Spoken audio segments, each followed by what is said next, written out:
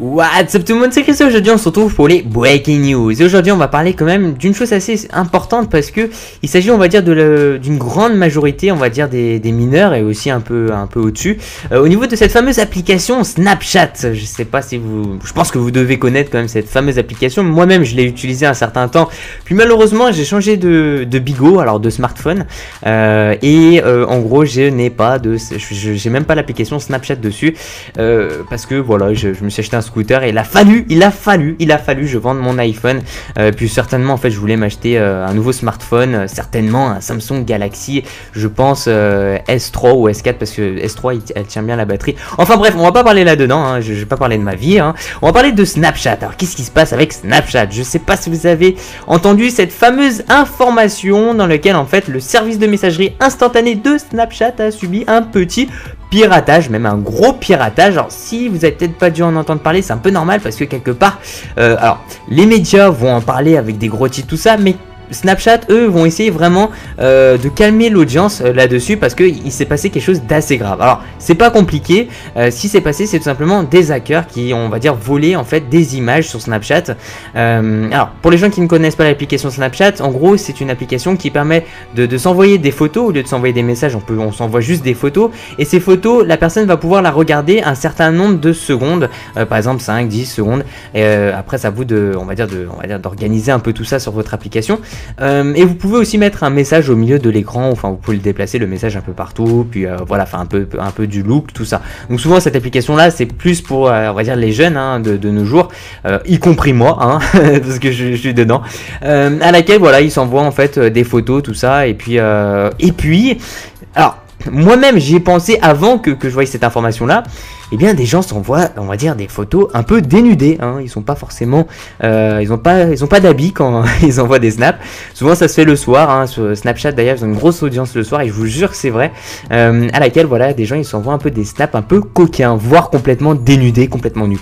Et des hackers se sont un peu intéressés là-dedans parce que on va dire, je pense pas que ce sont vraiment des pervers, c'est plutôt en fait après faire de la vente d'informations.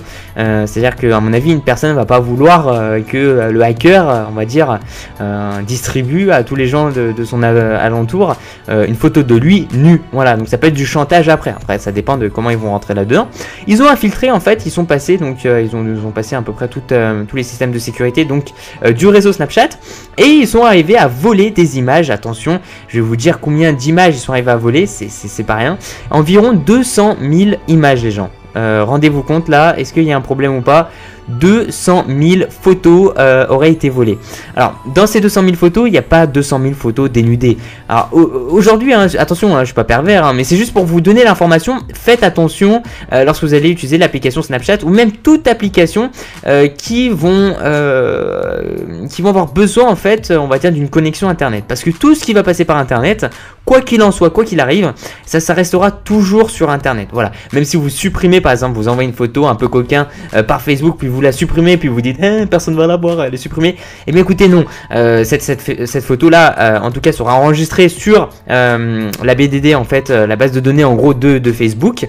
Et attention, derrière tout ça, si on va dire des hackers vont infiltrer le réseau, tout ça, bon après Facebook, hein, au niveau des failles ça va être un peu compliqué, mais il est possible que ces données, enfin ces photos soient éventuellement volées. Donc faites très attention en tout cas avec tout ça, sachant aussi que je regarde là à l'instant même, Snapchat donc donne une moyenne environ de 13 à 17 ans de la plupart des utilisateurs sur leur application. Et ils ont mis aussi un message donc sur Twitter, ils ont dit, je vais vous faire afficher aussi sur l'écran, ils disent en gros nous avons été victimisés, tout ça, et puis voilà. C'est pas un message très inquiétant qu'ils mettent, mais ce qu'il faut se dire, c'est officiellement ils ont été obligés de dire en fait combien de personnes on va dire qu'ils ont été victimisés. Et bien c'est 200 000 personnes. Et moi je voulais juste vous tenir au courant comme quoi c'est pas complètement, tout n'est pas protégé. D'ailleurs ces derniers temps il y a pas mal d'applications sur le cloud d'Apple en fait qui se font pirater, des vols de données, des trucs comme ça. Après ça peut même aller plus loin, c'est-à-dire on va voler des données bancaires. Et bah voilà, je voulais juste vous faire une petite remarque là en reprenant mes vidéos parce que j'ai fait une bonne petite pause, ça fait plaisir de faire des pauses, je vous l'admets.